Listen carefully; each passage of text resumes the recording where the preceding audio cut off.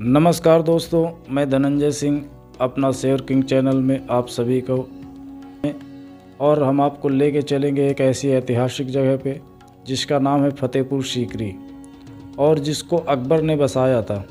तो चलिए हम आपको लेके चलते हैं फतेहपुर सीकरी। उसके पहले आप सभी से मेरा एक निवेदन है कि अगर आप मेरे चैनल पे नए हैं तो प्लीज़ सब्सक्राइब ज़रूर करें, लाइक करें और कमेंट ज़रूर करें ताकि हमको ये पता लगे कि आपको वीडियो हमारा कैसा लगा।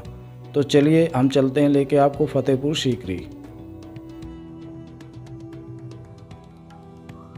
तो दोस्तों चलिए हम शुरुआत करते हैं और लेके चलते हैं आपको फतेहपुर सीकरी, अकबर के सपनों का नगर। इसको अकबर ने 1571 से 1585 के बीच यहाँ अपनी राजधानी उसने बनाया और यहाँ पे पानी की कमी होने के कारण अकबर यहाँ से पुनः आगरा चला गया और उसको अपनी राजधानी बनाया। ये जो आप देख रहे हैं ये उस समय का टकसाल है। यहाँ पे उस समय पैसे बनते थे, ये जो मुद्रा होती थी वो यहाँ पे बनाई जाती थी और ये पूरा एरिया उस समय बहुत ही अच्छा था, लेकिन आज ये खंडहर के रूप में आपके सामने है। और दोस्तों ये जो आप महल देख रहे हैं ये अकबर की पहली पत्नी का था, जो उसकी चचेरी बहन भी थी। उसकी मृत्यु होने के बाद इसको अकबर ने बीरबल को दे दिया और इसके बाद इसमें बीरबल रहने लगा। राजा बीरबल यहीं पे रहते थे और इसी के सामने अस्तबल बना हुआ है जो वीडियो में आपने पहले देखा।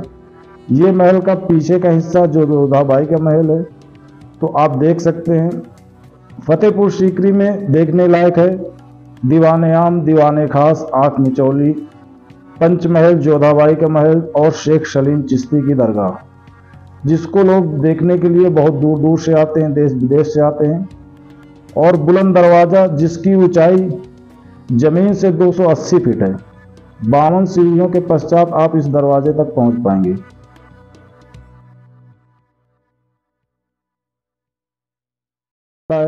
आप उस वीडियो को जरूर देखें। तो दोस्तों ये देखिए, अब हम चलते हैं आपको फर्स्ट लेके जोधाबाई के महल में। ये जोधाबाई का महल 1570 से 1574 ईस्वी के मध्य इसका निर्माण हुआ था, ऐसा लोगों का मानना है। लेकिन ये एक हरम है, शाही हरम भी इसको कहते हैं। हरम मीन्स होता है जहाँ पे बहुत सारी स्त्रियाँ, हिंदू स्त्रियों को रखा जाता था। आप इस महल को देखेंगे तो आपको राजस्थान की याद आएगी। इस महल में राजस्थानी हवेली, ये जो आप देख रहे हैं, ये इसी तरीके राजस्थान की हवेली इसी डिजाइन में रहती है। लेकिन इसके ऊपर जो जो दो छतरी बनी हुई है, ये मुगल शैली की पहचान है। इस महल के अंदर एक बहुत बड़ा आंगन है जिसको हम आपको अंदर ले जाकर के दिखाएंगे। दोस्तों जोधाबाई का महल ये 2 मंजिला इमारत है। इसका मुख्य द्वार दक्षिण की तरफ है और इसी के जस्ट सामने जोधाबाई का किचन बना हुआ है, रसोई, जहाँ पे वो अपने लिए केवल वेज खाना बनाती थी और अपने हाथ से बनाती थी, क्योंकि वो एक राजपूताना घर से संबंध रखती थी, तो इसलिए वो केवल वेज ही खाती थी, यानी शाकाहारी भोजन। तो दोस्तों इस इमारत के अंदर आपको हिंदू कला शैली और मुगल शैली दोनों का समागम है। जोधाबाई का महल आप देखेंगे तो यहाँ पे आपको दक्षिण के मंदिरों के से प्रभावित है। इसमें गुजरात के कारीगरों का प्रभाव आपको दिखाई पड़ेगा। दोस्तों हम आपको बता दें ये एक शाही हरम था, तो जिसकी जानकारी हमने आपको पहले दी है। लेकिन यहाँ हिंदू रानियों में सबसे ज़्यादा वर्चस्व जोधाबाई का था। यहाँ पे एक कृष्ण मंदिर भी था जो जोधाबाई जिसकी पूजा किया करती थी। तो आप ये देख रहे हैं ये जो दरवाज़ा ये उसी समय का लगा हुआ है और ये नक्काशी आप पच्चेकारी जो देख रहे हैं ये पत्थर के ऊपर बहुत ही महीन शिल्पकला का नमूना आज है। ये आले जो आप देख रहे हैं यहाँ पे देवी देवताओं के चित्र रखे जाते थे।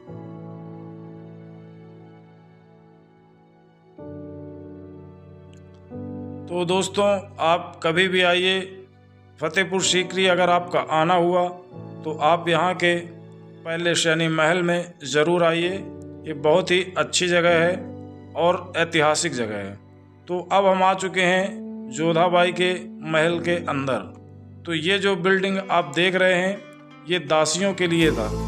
जो उनकी दासियां थीं वो उनके रहने की व्यवस्था यहाँ पे होती थी। इसके अगल बगल छोटे छोटे कमरे बने हुए हैं और यहाँ पे उस समय दरवाजे नहीं लगे होते थे, यहाँ पे बड़े बड़े पर्दे लगे होते थे।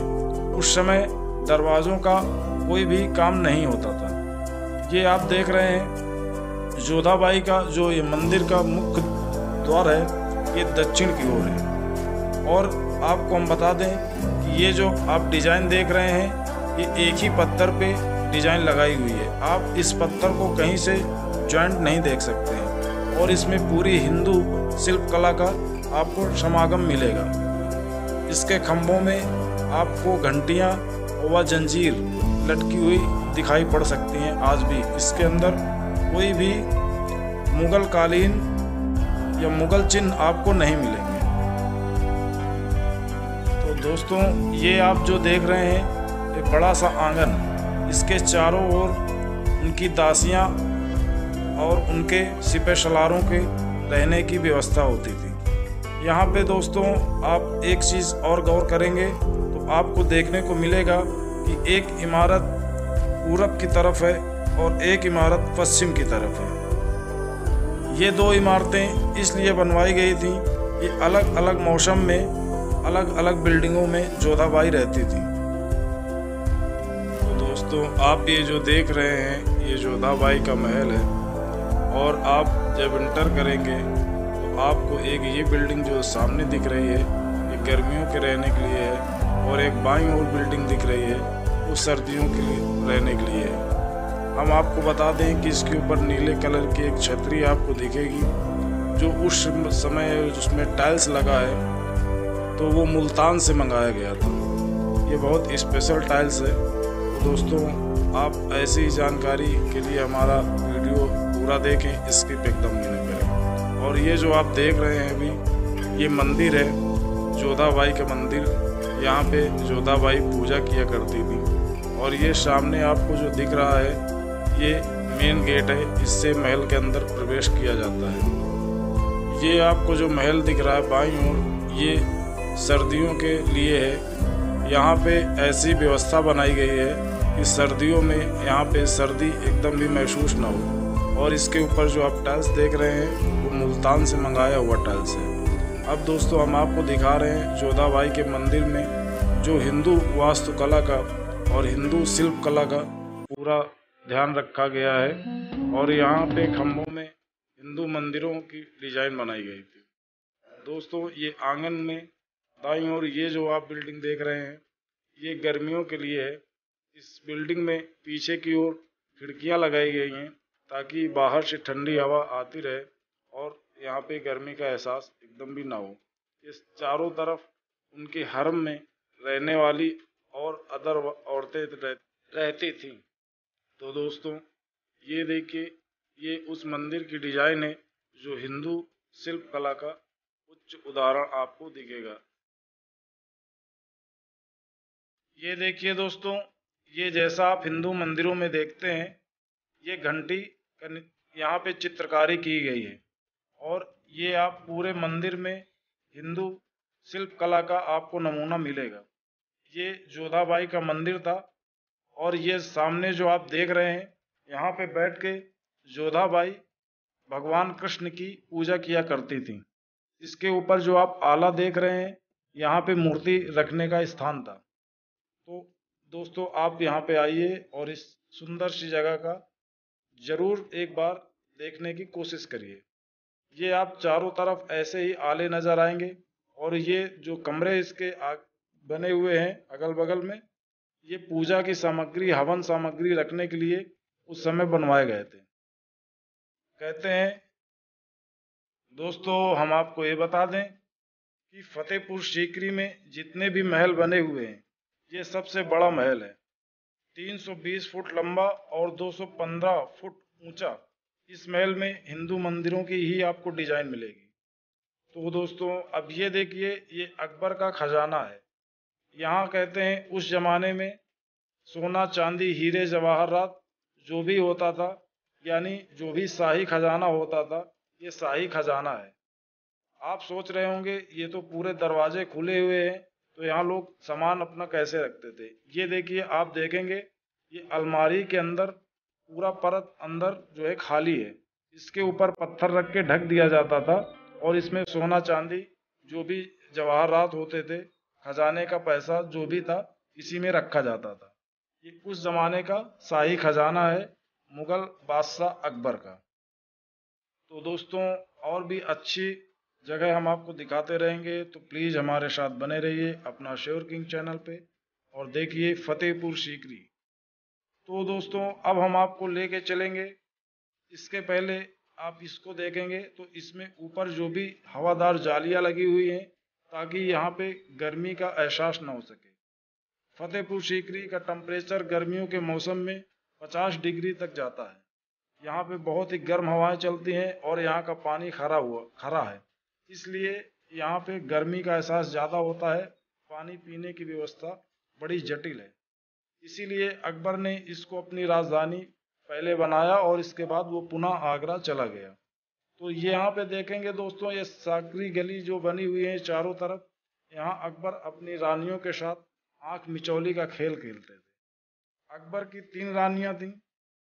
कहते हैं पहली बीबी का नाम था रुकैया बेगम, जो अकबर की चचेरी बहन थी। अकबर के साथ उसका निकाह 14 साल की उम्र में हुआ था। उसके कोई संतान नहीं होने के कारण उसने खुर्रम को गोद लिया था। दूसरी उनकी पत्नी थी सलीमा सुल्तान बेगम। सलीमा पहले बैरम खां का नाम आपने सुना होगा, जो अकबर का गुरु था, और अकबर ने अपने गुरु की हत्या केवल उसकी बीवी को पाने के लिए ही कर दिया। ऐसा अकबर, जिसको हम महान कहते हैं, उसने अपने गुरु की ही हत्या उसकी पत्नी को पाने के लिए कर दी। दोस्तों, हम आपको बता दें कि यहाँ पे कई हिंदी फिल्मों की शूटिंग भी हो चुकी है, जिसमें कच्चे धागे, परदेश और एक बहुत ही पुरानी फिल्म अमिताभ बच्चन की यतीम, जिसका क्लिप अभी हम आपको दिखाने वाले हैं। तो आप हमारे साथ बने रहिए और देखिए। ये है अनूप तालाब। यहाँ पे आपको एक फिल्म की शूटिंग जो अभी आपको दिखेगी क्लिप में, हम आपको दिखाने वाले हैं। ये परदेश फिल्म का सॉन्ग है जो यहाँ पे शूट किया गया था। इसको बोलते हैं अनूप तालाब। वैसे तो यहाँ पे तानसेन बैठ के अपना संगीत प्रदर्शन करते थे, और यहाँ पे तानसेन कहते हैं दीपक राग गाते थे तो दीप जल जाते थे, ऐसा इतिहास कहता है। और इसी के जस्ट सामने आप देखेंगे ये आरामगाह है, अकबर की ख्वाबगाह जिसको बोलते हैं। अकबर यहाँ पे आराम किया करता था। और ये महल आप जो देख रहे हैं, ये महल रंग महल के नाम से फेमस है। इसको लोग रंग महल कहते हैं। यहाँ अकबर ऊपर बैठ के उस संगीत का मजा लेता था, मनोरंजन करता था, और उसकी रानियां इसके नीचे वाले मंजिले पे बैठने की उनकी व्यवस्था रहती थी। तो आप देख रहे हैं ये फतेहपुर सीकरी की इमारतें, जो विश्व प्रसिद्ध इमारत है, और ये फिल्म का गाना यहीं पर शूट हुआ था, परदेश। तो दोस्तों, अभी तक हमने आपको जितना वीडियो दिखाया आपको कैसा लगा ये कमेंट करके ज़रूर बताएं। और अब हम आपको आगे की कड़ी में और भी चीज़ें दिखाने वाले हैं। तो अब हम आ चुके हैं अकबर के ख्वाबगाह में। ये जो आप दलान देख रहे हैं, इस दलान में कहते हैं अकबर अपनी रानियों के साथ भोजन किया करता था। ये दरवाज़ा जो आप देख रहे हैं, ये 3 दरवाजे इस बिल्डिंग में बनाए गए हैं, जो तीनों रानियों के अलग अलग आने का रास्ता था। तो यहाँ पे ये जो आप देखेंगे, ये एक पलंग है जिसमें चंदन की सीढ़ी लगी रहती थी, और अकबर इसके ऊपर सोता था। ये पलंग इतना ऊंचा इसलिए बनाया गया था ताकि कोई भी अकबर के ऊपर हमला न कर सके। और यहाँ पे 24 घंटे सैनिकों का पहरा रहता था। ये यहाँ पे बड़े बड़े पर्दे होते थे, और गर्मियों के मौसम में उन पर्दों को खोल दिया जाता था ताकि यहाँ पे ठंडी हवाएं आती रहें। इस पलंग के नीचे कहते हैं उस जमाने में गुलाब जल रखा जाता था, ताकि हवा लगने से वो गुलाब जल सुगंध फैलाता रहे और सोने वाले को अच्छा आनंद मिले। अधिकतर दीवारों के दरवाजे यहाँ पे सील कर दिए गए हैं। और ये आप जो देख रहे हैं होल्डर, यहाँ पे मसाले जलती थी और रात को उजाले की व्यवस्था होती थी। ये दोस्तों आप जो देख रहे हैं अभी आपके सामने ये मुगल सुराही है। कहते हैं अकबर को पानी पीने के लिए इलाहाबाद संगम से जाता था, क्योंकि वहाँ पानी की अच्छी व्यवस्था नहीं थी, तो ये सुराही से अकबर को पानी पीने के लिए जाता था। और ये सुराही 550 साल पुरानी है।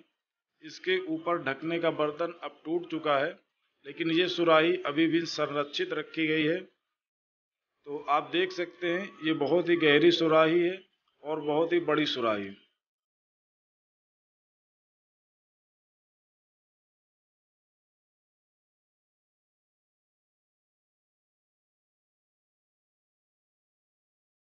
तो दोस्तों अब हम आपको लेके चलते हैं ताल के पूर्व में अकबर की बेगम जो तुर्की की थी, बेगम रुकैया का महल। हम आपको वो महल दिखाने वाले हैं जो आज अपने लिए एक अनूठी कला समेटे हुए और बहुत ही महीन पच्चकारी के साथ आपको देखने को मिलेगा।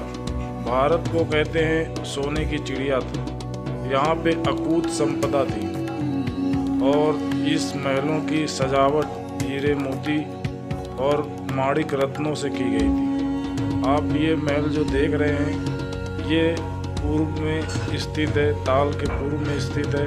ये तुर्की की बेगम रुकैया का महल है। इस महल की सजावट तुर्की के शिल्पकारों ने की थी। दीवारों, छतों एवं स्तंभों में बारीक कारीगरी देखते ही बनती है। रुकैया बेगम के महल के दाईं ओर दीवाने आम 350 फीट लंबा नक्काशीदार हॉल बना है, जहां अकबर अपनी 2 बेगमों के साथ न्याय करता था। दीवाने खास की विशेषता इसके मध्य एक अष्टकोणीय पाषाण स्तंभ है जिस पर भवन टिका हुआ है।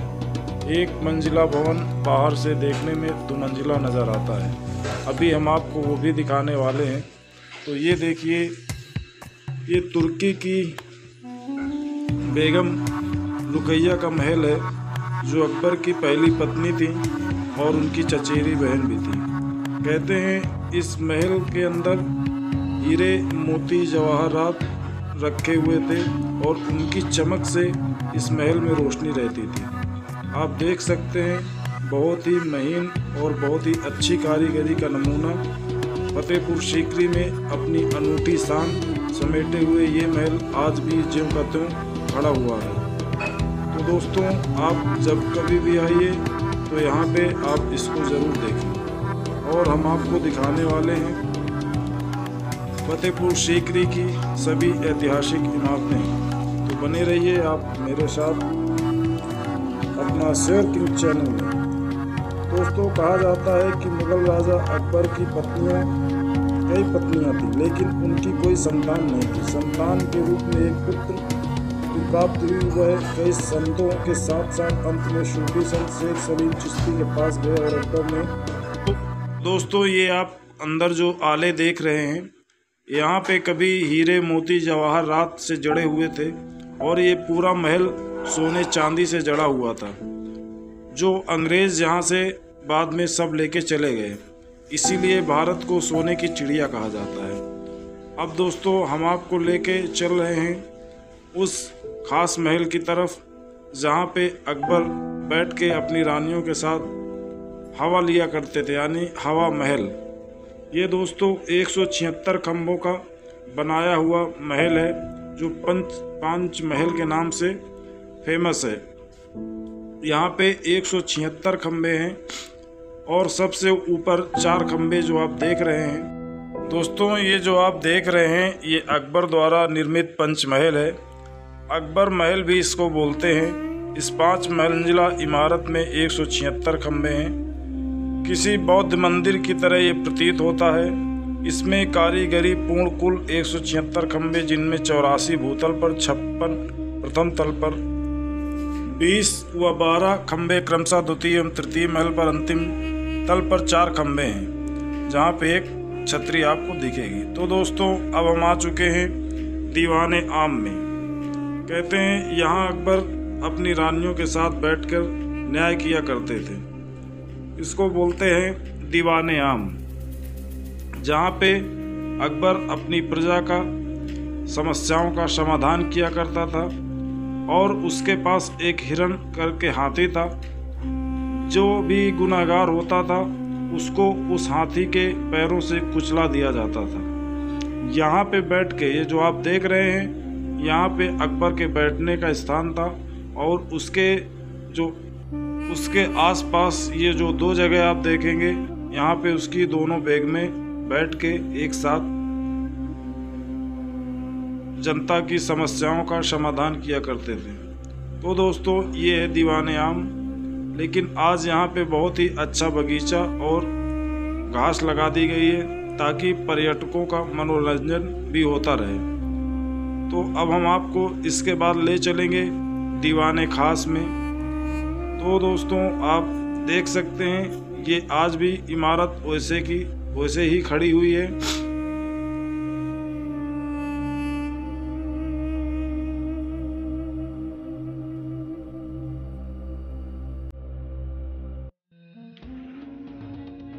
तो अब हम आपको लेकर आ गए हैं दीवाने खास में। दोस्तों, ये दूर से देखने में आपको 2 मंजिला इमारत लगेगी, लेकिन अंदर से जब आप इसको देखेंगे तो ये 1 मंजिला ही इमारत है। कहते हैं इसे देखने पर आपको निश्चित रूप से इसकी अद्भुत वास्तुकला से रूबरू होंगे। नक्काशीदार केंद्रीय स्तंभ के लिए सबसे लोकप्रिय ये इमारत आमतौर पर यह माना जाता है कि विद्वान जो अकबर के साथ बहस करेंगे, केंद्र से जुड़े 4 पुलों के सिरों पर खड़े होंगे। यदि यह सब काफ़ी दिलचस्प लगता है, तब तक प्रतीक्षा करें जब तक कि आप आगरा से फतेहपुर सीकरी अपने दौरे के दौरान वास्तव में इस अद्भुत संरचना को न देख लें। हम आपको बता दें कि दीवाने खास या निजी दर्शकों का हाल मुख्य रूप से पारसी शैली वास्तुकला में बनाया गया था। एक नक्काशीदार केंद्रीय स्तंभ अंदरूनी हिस्सों पर हावी है, जबकि 4 स्तंभ जो शीर्ष पर खुद को खोलते हैं अति सुंदर मूर्तियों और कीमती पत्थरों से सुशोभित है। इनमें से एक स्तंभ केंद्रीय मंच से जुड़ा है, जहां अकबर सम्राट बैठता था। माना जाता है कि इसके आसपास की दीर्घाओं पर मंत्रियों और रईसों का कब्जा था। हालांकि कई बार दीर्घाएं बहुत सक्रिय थीं और एक बार में अदालत के सभी मंत्रियों को समायोजित करने में असमर्थ थी। कुछ लोगों के अनुसार दीवाने खास वह जगह है जहां शाही घराने के रत्न, जवाहरात व अन्य कीमती सामान रखे जाते थे और बादशाह कभी कभी इसका दौरा करते थे। हालांकि संरचना में बहुत अधिक अलंकरण का अभाव है। प्रवेश द्वार में दोस्तों जब आप जाएंगे तो दीवाने खास फतेहपुर सीकरी में देखने लायक सबसे खूबसूरत चीज़ों में से एक है। इसका एक हिस्सा इस संरचना को देखने के लिए आपको कोई अतिरिक्त प्रवेश शुल्क नहीं देना होता है। हालांकि फतेहपुर सीकरी जाने के लिए आपको एक प्रवेश शुल्क देना होगा, जो घरेलू एवं अंतर्राष्ट्रीय दोनों पर्यटकों के लिए अलग अलग है।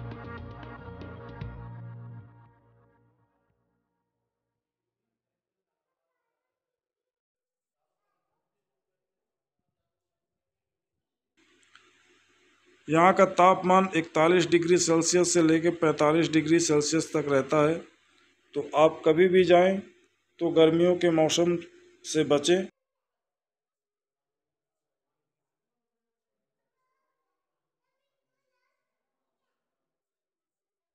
ये स्तंभ दोस्तों आप जो देख रहे हैं, इसमें अकबर ने जो एक धर्म चलाया था, दीन इलाही, इसमें सभी धर्मों के चिन्ह बनाए गए हैं इस स्तंभ में, और इसके ऊपर अकबर बैठता था। दोस्तों, ये दीवाने खास जो है ये बनाया गया था कोई गुप्त मंत्रणा के लिए, जहाँ पे अकबर के साथ उसके नवरत्न ही केवल इसमें प्रवेश कर सकते थे। इस स्तंभ को आप देखेंगे तो बहुत ही अच्छी नक्काशी और बहुत ही अच्छा चित्रण इसमें किया गया है, जिसमें सभी धर्मों का समावेश आपको नज़र आएगा।